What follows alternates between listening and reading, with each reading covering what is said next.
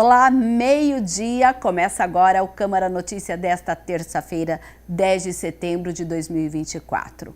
Participe com a gente, mandando aqui a sua mensagem, a sua sugestão, a sua opinião para a redação da TV Câmara Campinas no WhatsApp 19 97829 3776. Se preferir, você pode aí da sua casa apontar a câmera do seu celular para o QR Code que aparece aqui e aí você com certeza já vai entrar em contato direto lá no nosso WhatsApp. Então escreva para a gente e participe, faça você também a TV Câmara Campinas. Confira agora os destaques da edição desta terça-feira. Horta comunitária no Jardim Florense beneficia moradores da comunidade local. Programa Câmara Educa recebe alunos para conhecer o funcionamento do Legislativo Campineiro. Eleições 2024. Entenda o que é assédio eleitoral e como denunciar. E hoje é dia de Adote um Bichinho, para você conhecer os pets que podem fazer parte da sua família e o Na Ponta do Lápis, que tem dicas de como organizar a economia do lar.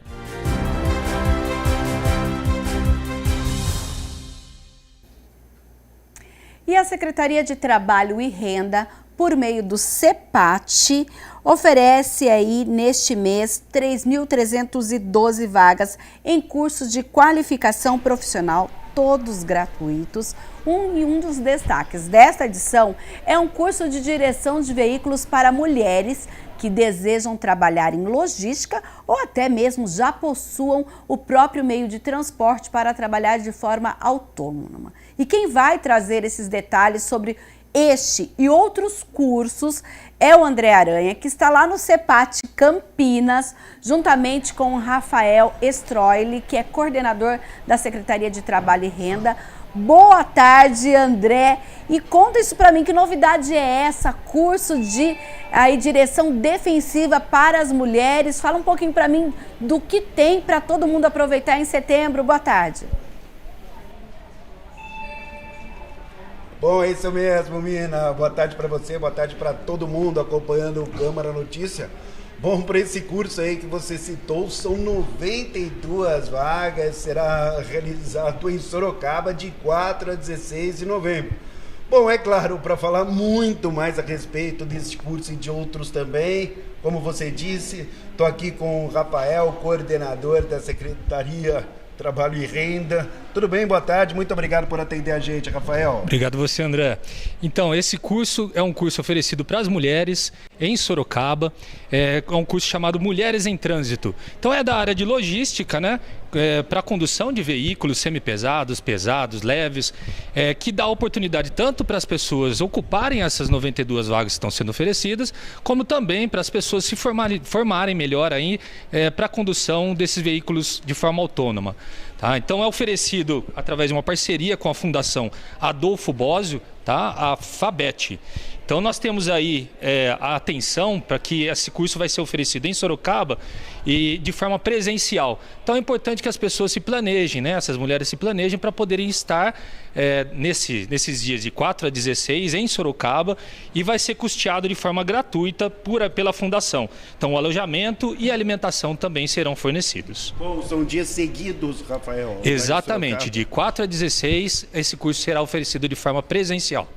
Como você disse, é importante então que haja de fato essa programação para aproveitar bem o curso, porque é uma novidade, é uma grande oportunidade. Né? Exatamente, é um curso muito interessante. A Secretaria de Trabalho e Renda tem aqui, através do CEPAT, o encaminhamento para vagas de trabalho, né? Então a gente faz uma seleção das vagas necessárias aí para curso de qualificação, para que as pessoas possam se preparar e ocupar essas vagas no mercado de trabalho. E assim, se inserirem ou eventualmente até se qualificarem melhor para as vagas que hoje já se ocupam. Bom, vamos lá, tem mais cursos aí, são vários, né? Exatamente. São muitas vagas, mais de 3.300 vagas. Fala um pouquinho pra gente. É isso mesmo, nós temos uma parceria aí também com a Mackenzie, com a Faculdade Anhanguera. São mais de 3.312 cursos, até já errei os números aí. Ó. Então são bastante cursos aí da área de qualificação. Dentre eles nós temos aí, eu vou ler para vocês aqui, nós temos esse de mulheres em trânsito, Nós temos também Instituto Brasileiro de Gestão de Ensino, a IBRAGESP, que está oferecendo agente de portaria e ronda profissional, aumento de vendas e planejamento e decisão, contabilidade. Nós temos a Mackenzie também oferecendo mais de 100 vagas de curso. Esses cursos são online, tá? Da Mackenzie. Então são cultura digital, educação, jornada do candidato, metodologias ativas, educação híbrida. E a Anhanguera também oferecendo mais de 1.500 vagas de curso. Então vocês podem ver aí que tem diversas áreas, como tecnologia, educação, saúde, muitas opções, direito, né, Rafael? Diversas opções realmente para as pessoas poderem se qualificar, André. Como faz a inscrição? Inclusive a gente tem o endereço, vai aparecer no vídeo aí. Perfeito. Basta vocês acessarem esse site que vocês estão vendo no vídeo e aí vocês têm aí a possibilidade de escolha das vagas e cada uma das informações específicas de cada curso. Tá? Aproveitem aí essa oportunidade. Bom, inscrições não pagam nada, né? Totalmente gratuito, André. Valeu, Totalmente. então, para a gente encerrar, suas considerações finais. Agradeço muito e, por favor, aproveitem aí as oportunidades. Bom, é isso aí. Muito obrigado, Rafael. Obrigado, André. Como ele disse, né, Mirna, são muitas oportunidades aí para as pessoas que estão, evidentemente, em busca de qualificação para entrarem aí no mercado de trabalho. Mirna. Obrigada, André. Obrigada a todos aí do CEPAT. Então, a gente reforça que a inscrição é na plataforma do Simpla. Então, você vai entrar lá na plataforma simpla.com.br/trabalho e renda. E lá você vai ter acesso, então, a todos os cursos que estão sendo oferecidos neste mês de setembro pelo CEPAT Campinas. E a gente destaca, claro, esse aí de direção defensiva, lembrando que ele tem alguns critérios, gente. A gente tem muitos cursos online, outros presenciais, mas aqui em Campinas, mas esse específico acontece na cidade de Sorocaba. E tem, claro, como o André mencionou aí, tem a questão da estadia gratuita, então tudo pago. Quem tiver essa disponibilidade para justamente trabalhar com a questão da logística é uma ótima oportunidade. E a gente continua falando de oportunidades, porque estão abertas as inscrições para o programa de estágio de verão 2025 da Eaton, que contam com vagas exclusivas para mulheres estudantes dos cursos de graduação de engenharia. Para participar do processo seletivo, as candidatas devem cursar a partir do 3º ano da universidade e poderão concorrer a oportunidades nas unidades de Caxias do Sul, lá no Rio Grande do Sul, Mogi Mirim, aqui no interior de São Paulo, São José dos Campos também, aqui no interior, e Valinhos, bem aqui pertinho na região metropolitana de Campinas. A iniciativa promove a diversidade e a atuação do público feminino em áreas técnicas. Tem duração de dezembro de 2024 a março de 2025. E durante o período, as mulheres serão responsáveis pelo desenvolvimento de projetos focados em melhoria contínua de grande responsabilidade e impacto na organização, atuando em áreas técnicas ligadas à excelência operacional, inovação e melhoria contínua. O estágio oferece remuneração competitiva e conta com benefícios alinhados com as práticas de mercado. As etapas de seleção envolvem testes, dinâmica e entrevista com as lideranças das áreas contratantes. Para participar do processo seletivo, é necessário realizar a inscrição pelo link aí, olha, vou ler de novo, ciadestagios.com.br/vagas/Eaton. Então eu vou ler novamente, ó, ciadestagios.com.br/vagas/Eaton. Então aí é uma grande oportunidade para você que está a partir do 3º ano de engenharia. E agora, infelizmente, a gente vai falar do que muita gente já sabe, né? A questão das queimadas em nossa região. E desde ontem nós estamos aí com vários pontos em Campinas, inclusive pontos que têm a respeito de área preservada. E olha só, as equipes da Defesa Civil de Campinas apoiam o Corpo de Bombeiros no combate de incêndios no Pico das Cabras. A Sanasa também colabora com o envio de caminhões-pipas para apagar o fogo. As subprefeituras de Souza e Joaquim Egídio também colaboram. A ação teve início nesta segunda-feira, 9 de setembro, quando o fogo estava na divisa do município de Morungaba com Campinas. E na manhã desta terça-feira, com a mudança do vento, a queimada atingiu o Pico das Cabras e está ali no entorno do Observatório Municipal Jeane Colini. Foram disponibilizados pela Prefeitura de Campinas 4 viaturas da Defesa Civil, 4 caminhões da Sanasa, maquinários das subprefeituras de Souza e Joaquim Egídio. Quem conhece ali o Pico das Cabras e a região do Observatório, olha como está bem pertinho ali de onde ficam os telescópios, né? Telescópios importantíssimos para toda a observação aí da natureza que promove o Observatório Municipal Jeane Colini. A gente aguarda e espera que então Defesa Civil e Corpo de Bombeiros e todo o pessoal que está trabalhando ali no Pico das Cabras consigam aí, como se diz, né, minimizar então essa fumaça, essas queimadas, principalmente ali naquela região que é uma região de área de proteção ambiental. Agora a gente vai falar uma coisa aqui no centro da cidade, porque olha só, o Pátio dos Leões, que já foi a residência do cafeicultor Barão de Itapura e mais recentemente a sede do curso de Direito da PUC Campinas, iniciou na noite desta segunda-feira o projeto de restauro de todo o complexo. A ideia é transformar o local em um polo cultural, com exposições, apresentações artísticas, museu universitário e também com a formação de jovens na área cultural. Um evento na noite de ontem marcou o início do restauro do Solar Barão de Itapura, em Campinas. Mais conhecido como Pátio dos Leões, localizado na Rua Marechal Deodoro, 1099, o projeto contou com a entrega do potencial construtivo da Prefeitura para a universidade, permitindo a captação de recursos através da Lei Rouanet ou de outros incentivos, tanto por pessoa física quanto jurídica. O restauro completo está calculado em R$ 48 milhões, com a duração de 4 anos. Olha, esse é um dos instrumentos urbanísticos que a gente tem na cidade, que é uma lei que presume que patrimônios tombados como esse que a gente está, eles podem requerer essa venda do potencial construtivo.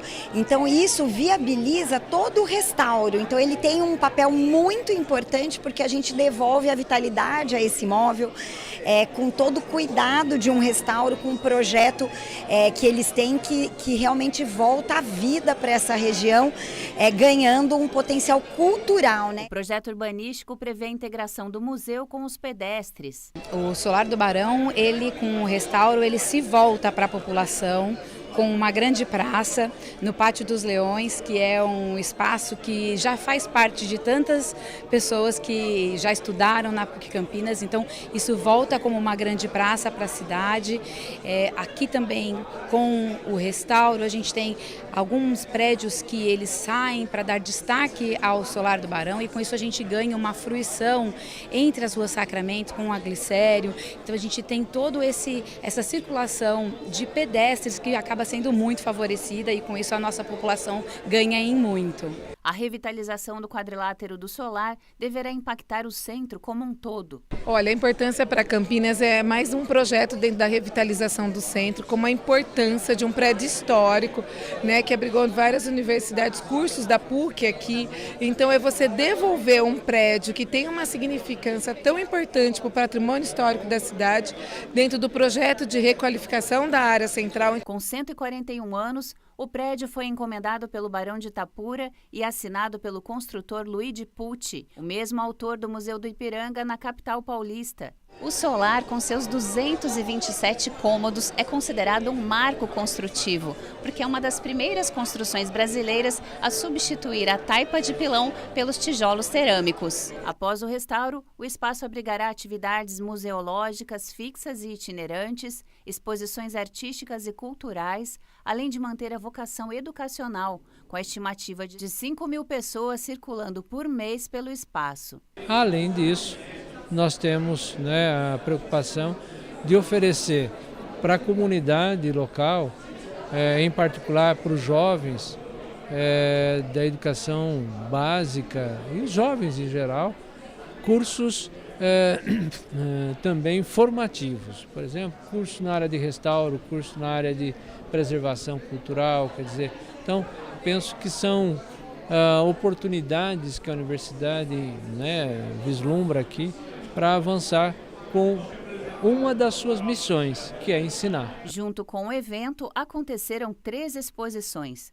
de arte sacra, do Japão pré-industrial e o pré-lançamento do catálogo Sol Nascente, de arte japonesa, da coleção do professor Cerqueira Leite, dando um gostinho do que será o solar pós-restauro. Agora, com o início do projeto de restauro, nós também iniciamos a construção do projeto museográfico e expográfico, né, aqui do Solar do Barão, que abrigará algumas exposições, o Museu Universitário da PUC Campinas. O Museu Universitário conta hoje com 5 coleções e estamos na casa de 35 mil itens. A gente lembra que o restauro do Pátio dos Leões, que é um prédio tombado como patrimônio histórico em Campinas, faz parte da requalificação da região central de Campinas. E essa notícia vai para você que transita aí pelo Residencial São José. A Secretaria de Transportes de Campinas implanta sentido único de circulação em 3 vias do bairro. As medidas entram em vigor a partir das 10 horas desta quarta-feira, dia 11 de setembro. A rua Lúcia Craveiro Bressan fica com sentido único no trecho entre as ruas Radmed de Souza Bueno e João da Rocha. A circulação permitida é da Bueno para a Rocha. Já a rua João da Rocha fica com sentido único no trecho entre as ruas Belmiro Costa e Aurélio Bressan. O tráfego será da Costa para Bressan. E a terceira mudança será na rua Redmed de Souza Bueno, que fica com sentido único entre as ruas Aurélio Bressan e Belmiro Costa. A circulação permitida será da Bressan para a Costa, já está tudo sinalizado, então a partir desta quarta-feira, 10 horas da manhã, se você circula aí no Residencial São José, fique atento. Horta comunitária faz sucesso entre moradores do Jardim Florense e muda a vida da comunidade. A reportagem é de André Aranha. Quem passa pela Avenida Nelson Ferreira de Souza, no Jardim Florense, vai notar a horta comunitária. Legal você falar de quem está passando, porque aqui antes era um terreno ocioso, né, o antigo centro de saúde, então tinha bastante entulho, então a gente ressignificou muito esse território com esse projeto. É um projeto desde 2018 que o Departamento de Segurança Alimentar vem pensando para estruturar, né, a agricultura urbana no município de Campinas. Muitos agricultores aqui são de 2018, mas muitos foram passando e conhecendo e começaram a participar. É um projeto que tem tido muito sentido, assim, né? Eles conseguem fazer mutirões, faz a comercialização de alguns produtos. Tem muita coisa boa aqui. Aqui nós temos alface, couve, almeirão, rúcula, cenoura, beterraba. Futuramente vamos ter banana, manga, vai ter de tudo, mandioca.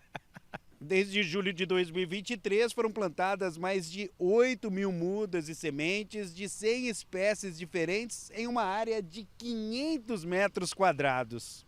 A gente costuma falar que a primeira devolutiva dos agricultores é a questão de saúde mental, então a satisfação que eles têm de estar aqui, coletivizando com amigos que muitas vezes eles eram vizinhos, mas não conheciam. A segurança alimentar e nutricional, então a gente começou fazendo trabalho, tinha sempre a merendinha no começo das oficinas, sempre uma merendinha com uma alimentação mais, uma bolacha, um bolo. Hoje, né, eles fazem a merendinha com produtos da horta, então assim, com receitas criadas por eles, além de assim, ter uma relação com a comunidade, então assim, a gente fala, né, nunca tivemos problemas aqui no bairro, a horta é trancada com um cadeadinho, todo mundo respeita, tem uma coletividade legal. O programa é fruto de uma parceria da Prefeitura de Campinas com a Federação das Entidades Assistenciais de Campinas, a Fundação FEAC e a Organização da Sociedade Civil Pé de Feijão. Por aqui tem várias atividades. Os responsáveis pelo plantio, por exemplo, recebem excursões escolares e ensinam aulas técnicas básicas de horticultura. Eles vêm para aprender com a gente também, né? A gente já aprendemos e orientamos também como que faz as plantações, colheita, entendeu? Então é assim a gente vai trabalhando. O resultado das colheitas tem feito a diferença na vida dos beneficiários. Muito, porque aqui a gente tem variedades, a gente tem bastante, tem punks, que são plantas não convencionais, tem medicinais, tem ervas, tem verdura, legumes, tem bastante opção. Pode acreditar, a horta faz muito bem para o pessoal. Um projeto que tem como finalidade oferecer qualidade de vida. Aqui é uma terapia. Aqui eu curei praticamente a minha ansiedade, que eu tenho muita ansiedade, depois que eu aposentei tive muita ansiedade, que eu era muito ativa. E depressão, problema de pressão alta, eu tomava 4 medicamentos. Hoje eu não tomo nenhum, todo dia o meu está normal, minha pressão, todo dia eu estou aqui. De manhã e à tarde. Isso aqui para mim é uma terapia. Vale a pena? Vale a pena, e muito.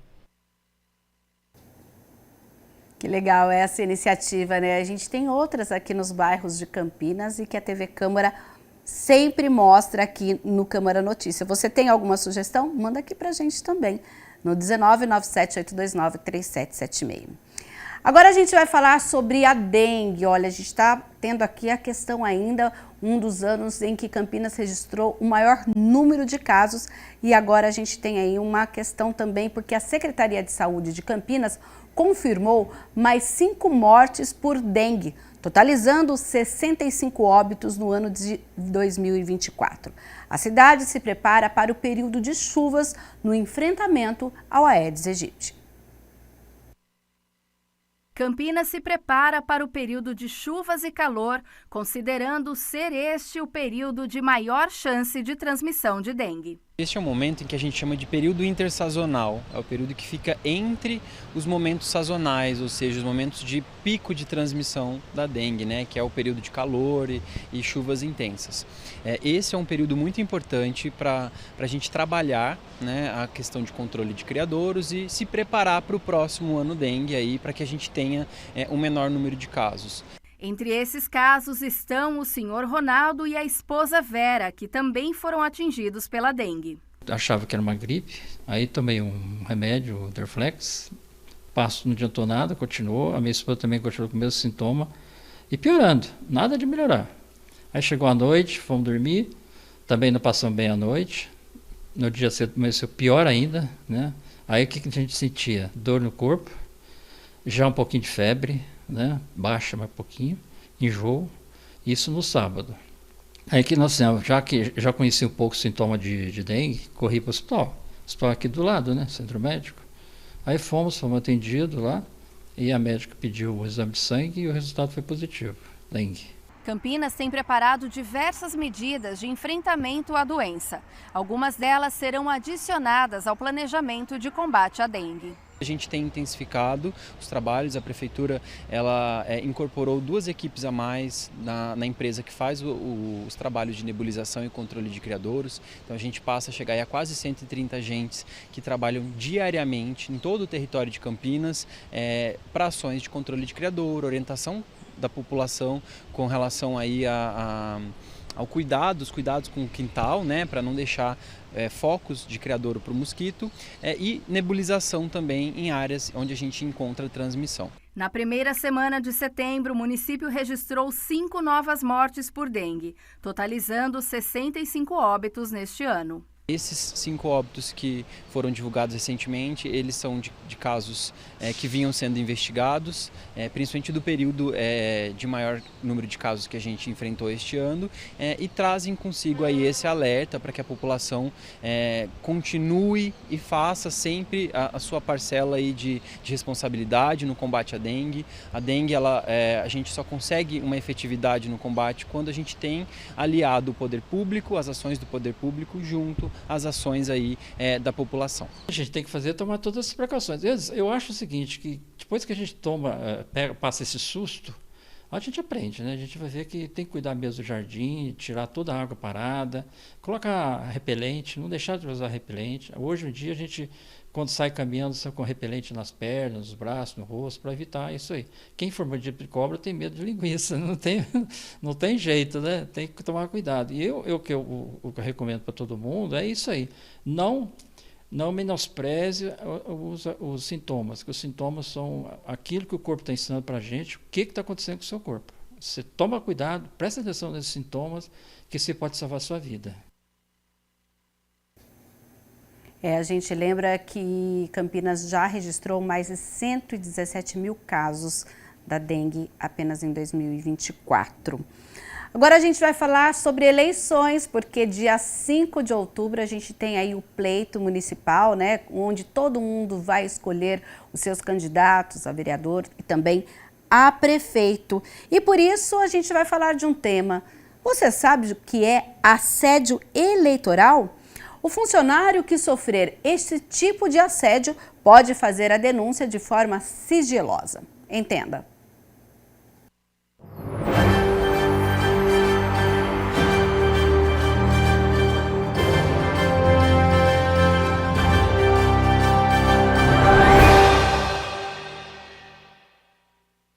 A liberdade de escolher votar é um pilar da democracia.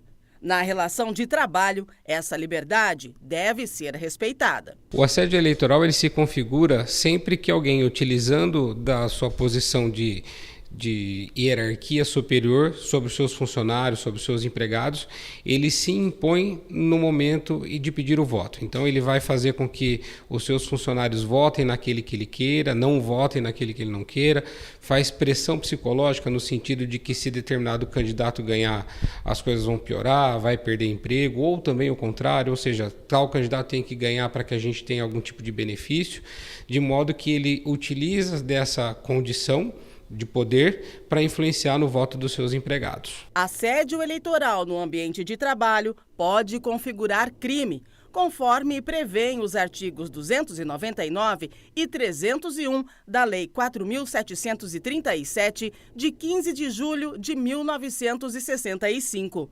A lei que instituiu o Código Eleitoral.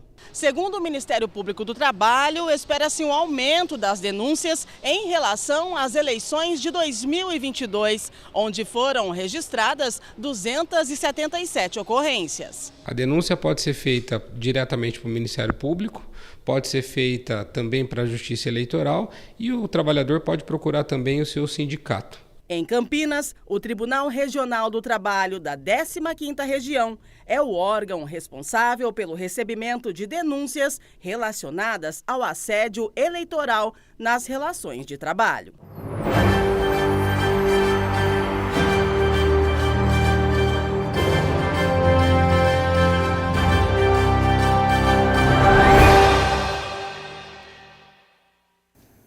A gente lembra que a TV Câmara Campinas prepara uma cobertura especial sobre as eleições municipais aqui da nossa cidade. Você já fica convidado a acompanhar essa cobertura.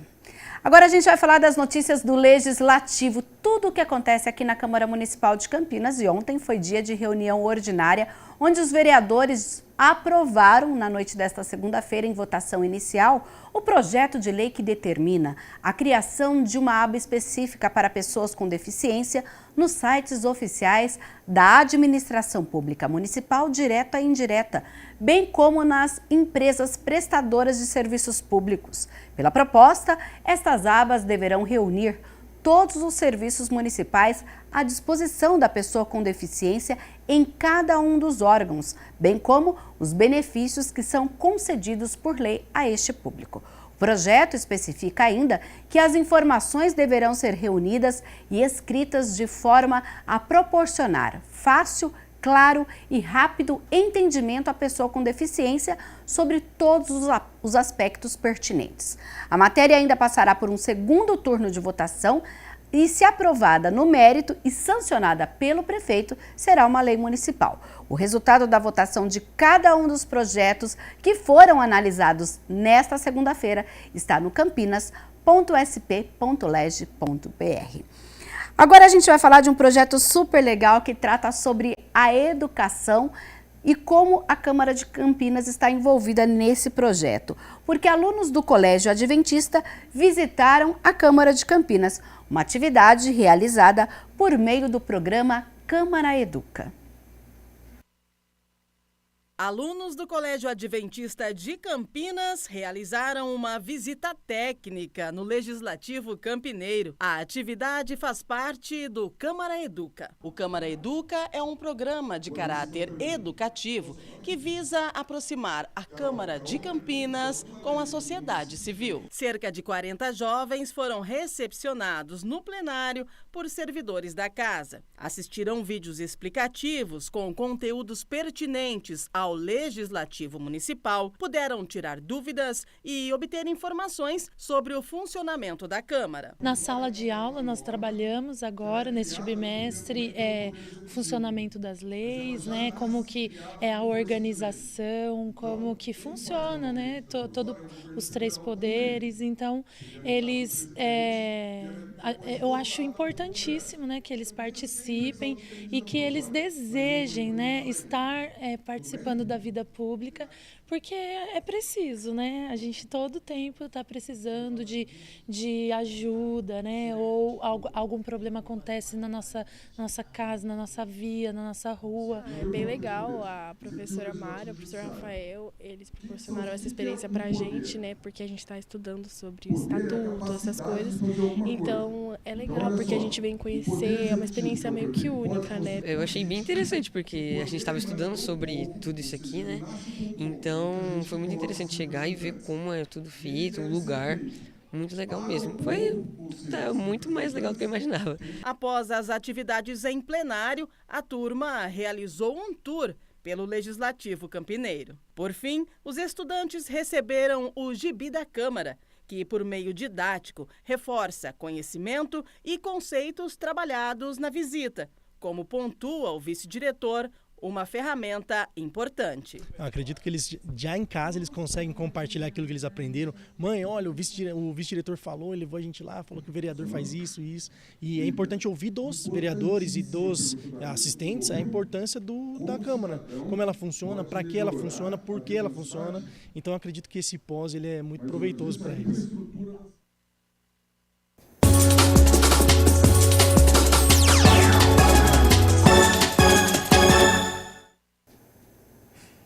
A Ponte Preta perdeu no estádio Moisés Lucarelli, em Campinas, para a Chapecoense por 2-0. E ligou aí o sinal de alerta no jogo que aconteceu nesta segunda-feira e luta contra o rebaixamento. A Ponte Preta começa tomando a iniciativa, tentando pelo alto. O problema é que a trave estava de mal com a macaca, que quase Dodô marca. Pois é, a Ponte segue em cima e de longe o time de Campinas tenta com Cássio. Aí, amigo, o futebol não perdoa não. Sabe aquele ditado antigo, quem não faz toma? Pois é, João Paulo de cabeça abre o placar para a Chapecoense. Vem o segundo tempo e a Ponte Preta vai para cima, procura o gol de empate. Mas a Chape explorava os contra-ataques. Teve até mais um gol pro time de Santa Catarina, só que estava impedido. Teve também pênalti para Chapecoense. Giovanni Augusto desperdiça. Boa defesa de Pedro Rocha. Cauã que quase empata para Ponte. Mas a noite era mesmo da Chape. Mário Sérgio define o placar já no fim do jogo e liga o sinal de alerta no estádio Moisés Lucarelli. Ponte Preta 0, Chapecoense 2. E a Macaca está em 14º lugar com 29 pontos. E a Ponte volta a campo na próxima sexta-feira, também às 9h30 da noite, contra lá no Majestoso, contra o Ituano, que é um outro time que também está ameaçado. Vamos falar sobre aquela possibilidade de adoção de pets. Olha só, que tal aí ter um lar, dar um lar a esses animais? A gente traz aqui no Adote um Bichinho.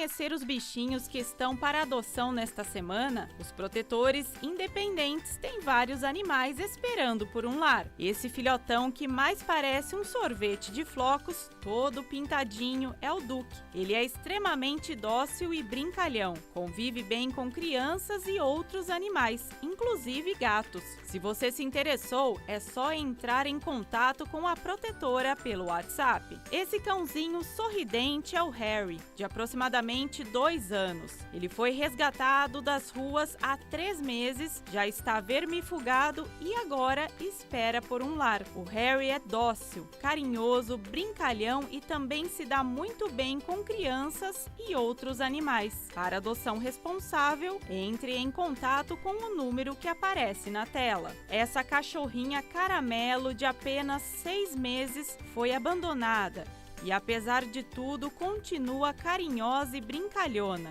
Ela só precisa de um lar amoroso que possa oferecer cuidado e atenção. Se você ou alguém que conhece está procurando uma companheira fiel e amorosa, considere adotá-la. Basta entrar em contato com a protetora pelo WhatsApp. A Mila é uma linda cachorrinha da raça Foxhound americano. Ela já está castrada, vacinada e adestrada. Tem personalidade dócil, independente, amorosa e leal. Para adotá-la, entre em contato com a protetora pelo WhatsApp. E olha que cena mais fofa! Essa adoção é especial porque é uma adoção conjunta, já que mãe e filha são muito apegadas. A mãezinha tem quase 1 ano, já está castrada, vermifugada e é super dócil. E a gatinha filhote, de aproximadamente 2 meses, também está vermifugada e é muito amorosa. Mas atenção, elas só serão liberadas para lares que não tenham acesso à rua. Se interessou? Então, entre em contato com o número que aparece na tela. O DPBEA, Departamento de Proteção e Bem-Estar Animal, tem mais bichinhos aguardando um lar. O Legolas é um verdadeiro guerreiro. Após ser abandonado por 2 vezes seguidas, também se recuperou de um atropelamento, recebendo todos os cuidados no DPBEA. Hoje, lindo e 100% saudável, joga todo o seu charme para tentar conseguir uma adoção responsável. É um cachorro muito dócil e brincalhão, que convive bem com outros cães e pessoas. O Soneca, carinhosamente chamado assim pela equipe do DPBEA por conta da carinha de sono, foi resgatado pelo SAMU Animal no ano passado. Passou por tratamento e está 100% recuperado. As vacinas e castração do gatinho também já estão garantidas. Que tal ter a companhia dele numa soneca? Coxinha é uma cachorra jovem, dócil e meiga, que foi resgatada no Parque Itajaí após ser atropelada por uma moto. Ela recebeu todos os cuidados no DPBEA, passou por diversos exames e fisioterapia. Mesmo assim, essa doguinha ficou com sequelas motoras. Por isso, ela precisa de alguém que esteja realmente disposto a cuidar e zelar pela sua saúde e bem-estar. Para quem quiser adotar qualquer animal do DPBEA, é só se conectar ao Portal Animal de Campinas, clicar no ícone Adoção e acessar as fotos e informações sobre os bichinhos.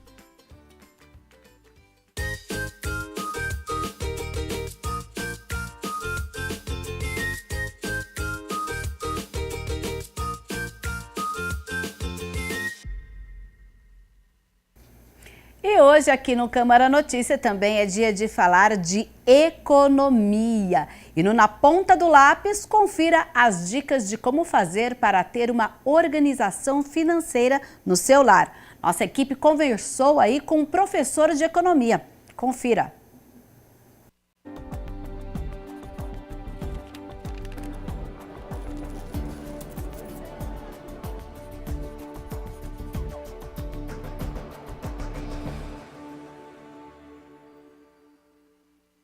Está começando mais uma Ponta do Lápis e o tema de hoje é sobre como você que está em casa faz para organizar a economia do seu lar. Cuidar do orçamento familiar é essencial para evitar dívidas e conseguir alcançar metas e objetivos. E por isso eu estou aqui com o professor de economia Sandro Cosso, que vai dar dicas de como organizar a economia de casa. Professor, primeiro de tudo, o orçamento ele é um instrumento fundamental para as famílias conhecer melhor suas finanças pessoais? Olá, Rafael, uma satisfação imensa estar aqui com vocês hoje. Sim, com certeza, né? Conhecer as limitações e as possibilidades de gastos de uma família é essencial para que ela tenha essa segurança, essa tranquilidade, né? E esse equilíbrio financeiro. Algo que é muito difícil de encontrar nas famílias brasileiras, né? Haja vista que a dimensão das rendas que as famílias têm são muito diferentes e o tipo de consumo também que essas famílias adquiriram ao longo do tempo também são muito diferentes. Então, você conhecer, por exemplo, né, os seus limites e as suas possibilidades, com certeza é um caminho, né, que precisa ser escolhido aí pelos membros dessa família para poder ter esse equilíbrio financeiro. Falando em família, né? É interessante todos os membros da própria família participar também desse orçamento? Sem dúvida nenhuma. A primeira coisa que precisa ser feita quando você estabelece como meta um equilíbrio financeiro para aquela família é que haja um processo de comunicação muito intensa e muito verdadeira entre os membros dessa família. Todo mundo precisa conhecer os tipos de gastos que se realiza ali. Mesmo porque, se a família quer realmente atingir determinados objetivos no futuro, sei lá, trocar um carro, né, reformar a casa, melhorar um pouco ali o seu bem-estar, é necessário que todo mundo esteja comprometido com o tipo de gasto que é realizado ali naquela residência. O orçamento, vou fazer uma analogia aqui, ele é como uma fotografia do que aconteceu com o dinheiro ao longo dos meses? Sem dúvida nenhuma, inclusive isso mostra, né? Eu gostei bastante dessa analogia que você fez, dessa fotografia, porque se a família, de forma geral, não souber lidar com o seu dinheiro, né, com o seu salário, com aquilo que ela recebe enquanto renda, fica difícil de você manter, né, um equilíbrio. Parece que é um discurso retórico, mas se a gente começa a ajustar, né, essa realidade dos nossos consumos no dia a dia, né, fica muito mais fácil da gente, num médio prazo ou até num longo prazo, a gente conseguir manter aí, né, um certo equilíbrio financeiro familiar. E para isso, Rafael, é necessário que todo mundo conheça, né, as características de todo mundo. Então, se a gente tem o pai, a mãe, os filhos, todo mundo precisa dimensionar exatamente o tipo de consumo que tem, o que gosta de consumir, de gastar, de comer. Ou, por exemplo, se a gente gosta de streaming, por exemplo, você vai assinar todos os streamings para atender a família toda? Não, você consegue, né, numa conversa bem adequada, ali, polida, a família assim, na mesa de jantar, né, colocar alguns limites para esses gastos, porque senão o que acontece? Na dimensão da oferta e demanda, não tem conversa. Se a gente gasta mais do que ganha, a conta não fecha no final do mês. Para isso, é necessário que a família conheça efetivamente, né, e tenha esse retrato efetivamente real do tipo de consumo que a família tem. Por isso, então, é de extrema importância ter uma noção do dinheiro que entra e também do dinheiro que sai dentro da casa, né? Sim, inclusive de uma maneira conjunta, o que é algo extremamente desafiador. Imagina uma família que tem vários irmãos que já são economicamente ativos, o pai, a mãe, todo mundo trabalha em casa, né? Para muitas pessoas, o que cada um ganha é quase que um universo desconhecido. Porque a gente não fica perguntando quando o irmão está ganhando, quando o pai está ganhando, quando a mãe está ganhando, mas se todo mundo realmente decidir convergir para esse ideal, é necessário que haja esse conhecimento, né? Que todo mundo entenda a dinâmica da renda. Mesmo porque quando você vai, por exemplo, você paga aluguel, aí você quer fazer naturalmente o financiamento de uma casa própria, aí você vai nos bancos privados, você vai, né, nos bancos públicos solicitar, por exemplo, um financiamento, a renda familiar vai entrar. Então, é necessário que esse conhecimento aconteça, né, que esses limites também sejam não apenas conhecidos, mas também respeitados. Porque as pessoas têm direito de gastar naquilo que ela deseja comprar. Mas tudo tem um limite, né? Tem um controle, né? Exatamente. E o professor, então, qual que é a melhor forma, a melhor maneira de se organizar, de fazer a economia doméstica, né? Como que o pessoal que está em casa faz para começar? Está assistindo a gente e fala, ó, estou assistindo aqui, vou querer começar a partir de agora. Como que ele faz isso? Olha, a primeira sugestão, né, a gente fala isso no campo da sugestão, é que essa busca de uma análise da realidade da família seja algo que esteja intrínseco ligado, né, à dimensão do nosso cotidiano. Então, uma reunião familiar inicial, olha, nós temos metas aqui na nossa família a serem atingidas. Como eu disse, a gente vai trocar um carro, a gente vai fazer uma reforma, né, a gente quer fazer uma viagem no final do ano. Não dá para o pai ou para a mãe custear isso sozinho, então a gente vai tentar fazer isso de maneira conjunta. Então, a primeira coisa é que haja uma comunicação entre os membros dessa família para que todos conheçam, né, as metas que vão ser estabelecidas e ali possam construir naturalmente um orçamento colaborativo. E esse orçamento colaborativo é muito importante a gente entender. A gente precisa listar, né, todas as rendas que entram e todos os custos. Fazer um planejamento de tudo. Exato. E esse planejamento, Rafael, tem que ser minuciosamente elaborado. O que deve conter, então, nesse planejamento? É uma das coisas mais difíceis de se fazer no campo da educação financeira, é a gente entender efetivamente o que a gente gasta. Por quê? Nós somos consumidores. O consumidor, por si só, ele não age racionalmente. Você tem uma renda, você deseja comprar. Se você tem o crédito, por exemplo, você antecipa, né, uma coisa que você poderia comprar no futuro, guardando dinheiro, algo que você traz para o presente. Geralmente, o cartão de crédito é uma grande tragédia na vida das famílias, porque as famílias, se não controlam os gastos no cartão ou não pagam o cartão efetivamente no dia do vencimento e a totalidade daquilo que foi comprado, você entrar no rotativo e naqueles valores menores, você vai chegar num nível, né, que vai ficar incontrolável. Então, é necessário que haja esse diálogo, né, que os membros da família estabeleçam o que deseja consumir e o que gostaria de ter. E aí, essa necessidade ser atendida gradativamente. É uma renúncia, Rafael, é muito difícil fazer isso, né, porque as famílias, geralmente, elas trabalham de maneira isoladas. Você tem a renda que vem do pai e da mãe. Quando os filhos começam a trabalhar, geralmente, eles ajudam pagando uma conta ou outra, mas, de uma forma geral, o orçamento doméstico, ele não funciona assim, coletivo. Olha, vamos controlar efetivamente tudo que a gente gasta.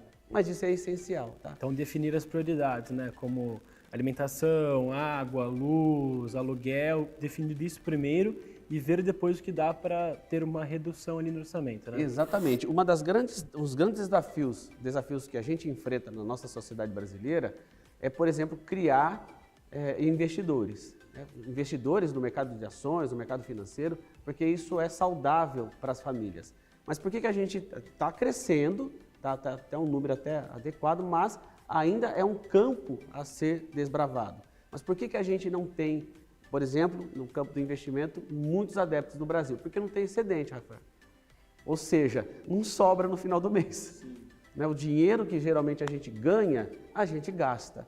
E efetivamente controlar na ponta do lápis, né, tudo aquilo que você gasta é essencial. E quando eu falo controle dos custos, dos gastos, não é apenas, tá, a conta de água, a conta de luz, a internet, porque esses são custos fixos que são, assim, todo mês eles vão acontecer. Se você não pagar, você não tem esse serviço disponível. Quando eu falo do controle na ponta do lápis, é você controlar efetivamente, absolutamente tudo que você gasta. E aí que entra a questão do comportamento, né, professor? Exato. Por quê? Quando a gente fala de educação financeira, né, você conversa individualmente com uma pessoa que está passando por uma crise financeira muito grande, pessoal mesmo, né? Gastou mais do que podia, né, se enveredou lá pelos limites dos bancos, entrou no cartão de crédito, não conseguiu pagar, enfim, está devendo na praça, tá um caos. Então, quando a gente elabora uma análise efetiva do que a pessoa está gastando e o que ela ganha, geralmente, né, a gente percebe que existe um limitador psicológico ali, né, que é uma questão comportamental. Muitas vezes as pessoas não conseguem reduzir determinados gastos, por quê? Porque comprar determinados bens de consumo traz prazer. traz alegria. E como é que você abre mão de algo que é prazeroso para você, que traz uma satisfação para a sua vida? Então, é uma mudança de mindset, né? Você precisa mudar a sua forma de pensar, exatamente, para você deixar de lado determinadas práticas no consumo que muitas vezes, Rafael, a gente faz de maneira deliberada. Vou dar um exemplo para vocês, tá? Fazer compra no supermercado, que a gente vai, né, tem gente que frequenta esse ou aquele supermercado, dependendo do preço ou do tipo de produto que você busca. O que a gente percebe? Que muita gente compra as coisas e não consomem elas compra por inteiramente. Impulso. Exato. Quer manter a geladeira cheia e não consome tudo aquilo lá. Muitas das coisas que são compradas são jogadas fora. E se nós olharmos, né, esse controle financeiro, tudo aquilo que a gente compra de alimentos perecíveis e que a gente não consome e joga fora, é dinheiro que a gente está jogando fora. Então, evitar o consumo desnecessário. Exatamente. É essencial também. Essencial. Comprar semanalmente, tem muita gente que faz esse tipo de prática. Olha, estabelece um planejamento do que a gente vai usar de consumo na cozinha essa semana. Olha, vou fazer esse prato na segunda, na terça, na quarta. Repete, naturalmente, compra o que precisa e acabou.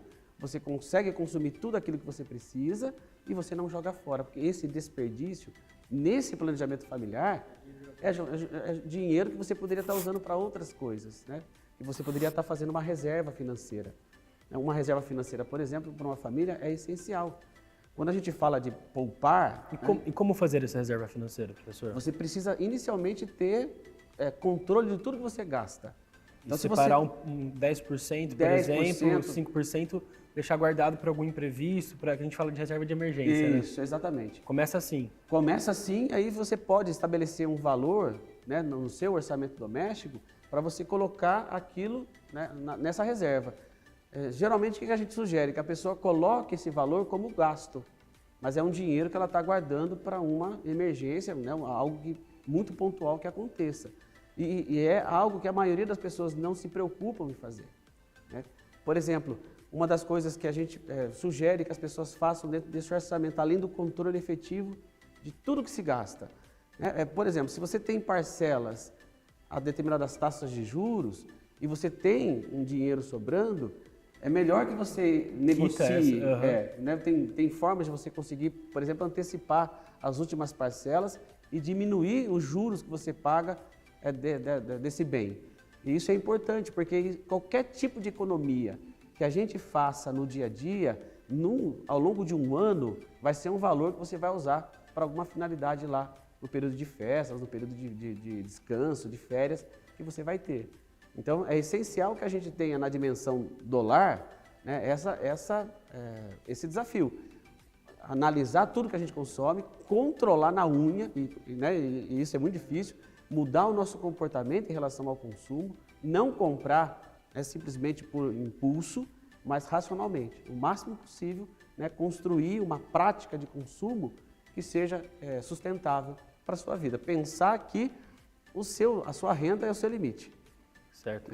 Professor, para a gente finalizar aqui, se tem mais alguma dica, mais alguma sugestão de como o pessoal faz para se organizar financeiramente no lar ali? Sim, uma das ferramentas que a gente usa hoje para fazer esses controles são as planilhas eletrônicas, né? Que hoje, por exemplo, se você estabelece uma meta financeira na família, está todo mundo ali convergindo para poder fazer esse equilíbrio adequado. Olha, realmente, vamos reformar a casa, vamos guardar dinheiro, vamos. Então, vamos controlar os custos. Lançar numa planilha eletrônica na nuvem, por exemplo, com acesso de todo mundo, tudo que se gastou, você insere ali, porque todo mundo tem uma visibilidade do que está acontecendo. Então, usar essas ferramentas digitais a nosso favor ajuda muito. Porque se você, às vezes, não tem um controle emocional, às vezes um aplicativo pode te ajudar a controlar esse impulso de gastar, às vezes, sem necessidade. Professor, muito obrigado por todas essas dicas. Espero que o pessoal tenha anotado tudo na ponta do lápis para se organizar financeiramente dentro da casa do pessoal que está ali em casa. Eu que agradeço a oportunidade de estar aqui. Um grande abraço e sucesso financeiro. Obrigado, professor. Olha, então não se esqueçam de acompanhar toda a nossa programação no YouTube TV Câmara Campinas e também de nos seguir nas redes sociais TV Câmara Campinas. Um abraço e até o próximo Na Ponta do Lápis.